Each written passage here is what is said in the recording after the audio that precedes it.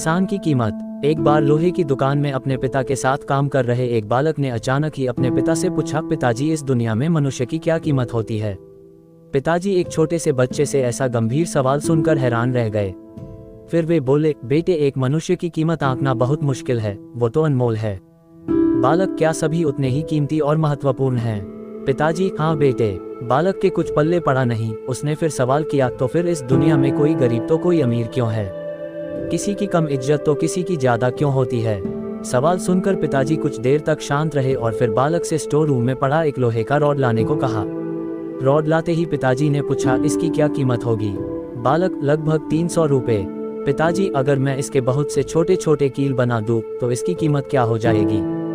बालक कुछ देर सोचकर बोला, तब तो ये और महंगा बिकेगा, लगभग 1000 रुपए का।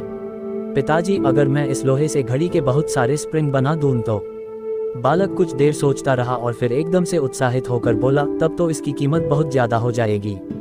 पिताजी उसे समझाते हुए बोले, ठीक इसी तरह मनुष्य की कीमत इसमें नहीं है कि अभी वो क्या है, बल्कि इसमें है कि वो अपने आप को क्या बना सकता है। बालक अपने पिता की बात समझ चुका था।